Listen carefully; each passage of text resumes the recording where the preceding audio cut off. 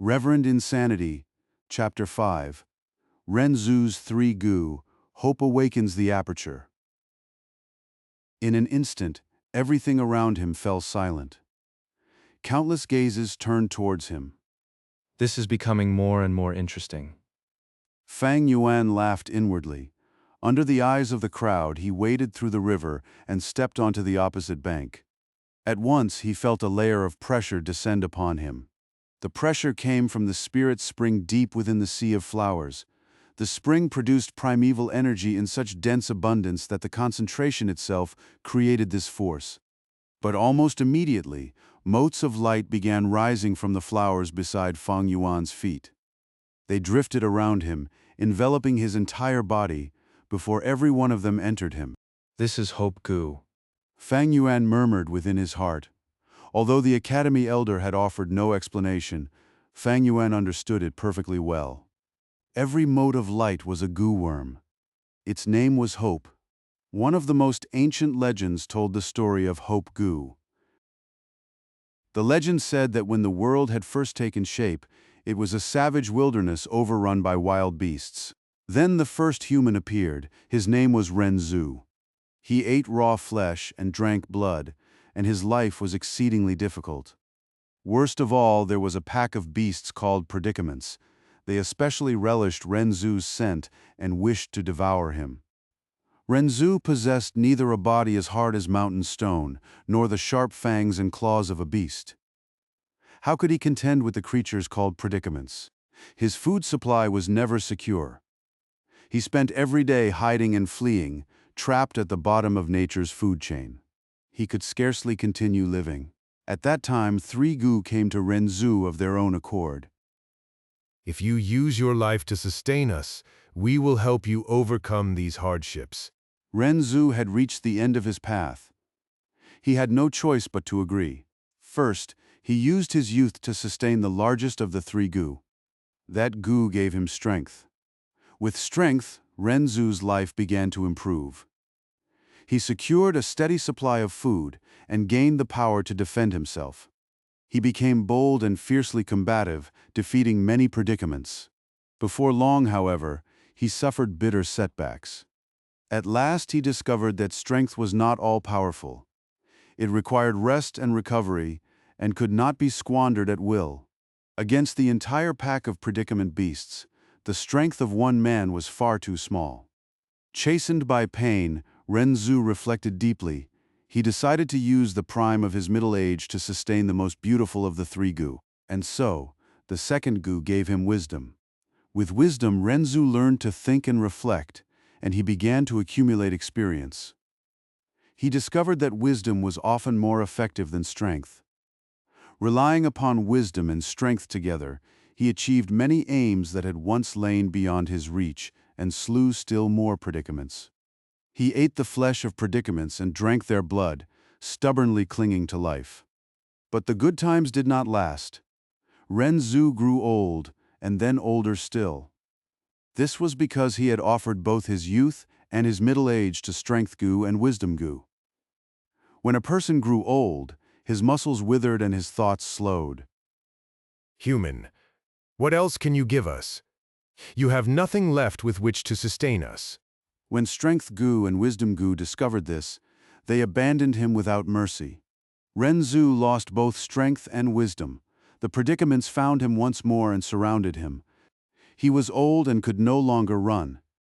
His teeth had all fallen out, and he could not even chew wild fruit or vegetables.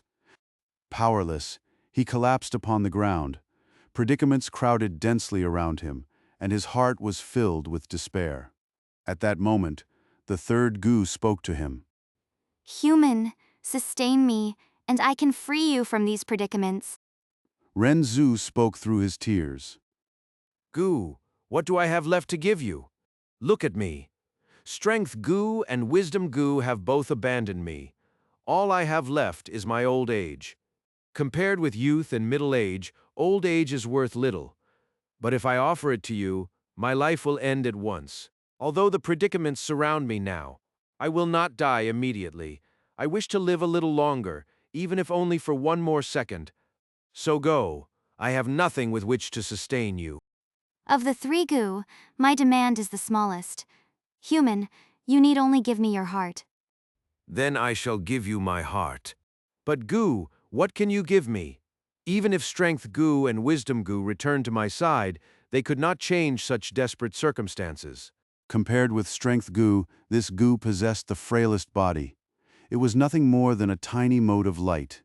Compared with wisdom Gu, it was the dimmest, giving off only a weak white glow without the slightest trace of splendor. But when Ren Zu gave this Gu his heart, it suddenly erupted with boundless radiance. Within that light, the predicaments cried out in terror. That is Hope Gu. Retreat. We predicaments fear hope above all else. The pack of predicament beasts fled in panic. Ren Zu stared in astonishment. From that moment onward, he understood. When facing predicaments, give your heart to hope. Now, the Hope Gu gathered into a stream of light and entered Fang Yuan's body. Under the pressure from outside, they swiftly converged in his abdomen, 3 inches below his navel, and formed a sphere of their own accord. Fang Yuan immediately felt the pressure lessen. He stepped forward and continued walking. With every step, more Hope Gu rose from the sea of flowers and entered his body, joining the sphere of light. The sphere grew larger and brighter. On the opposite bank, however, the academy elder furrowed his brow. The number of Hope Gu seems rather low. Many elders had been watching Fang Yuan from concealment. At the sight, their hearts sank. The clan leader also frowned. This was certainly not the phenomenon that should accompany A-grade aptitude. Fang Yuan pressed onward against the pressure. Fewer than 10 steps means no aptitude for cultivation. Between 10 and 20 steps is D-grade aptitude. Between 20 and 30 steps is C-grade, 30 to 40 is B-grade, 40 to 50 is A-grade. So far, I have taken 23 steps. 24, 25, 26, 27. Fang Yuan counted silently within his heart. At the 27th step, it was as though he heard a thunderous boom. The sphere of light in his abdomen, between his kidneys, had reached its limit. Without warning, it exploded violently. The explosion occurred only within Fang Yuan's body. No one else could perceive it. In that instant, however, Fang Yuan experienced an earth-shaking profundity. Every hair on his body stood on end. His pores clenched shut. His mind drew taut in an instant, like a bowstring pulled suddenly to full tension. Then his thoughts abruptly emptied. His entire body softened, as though he had fallen into the clouds. The tension in his mind released. The hairs upon his body settled, and every pore opened. A fine layer of sweat broke out over his entire body. Describing this process took time, but the event itself had been extraordinarily brief.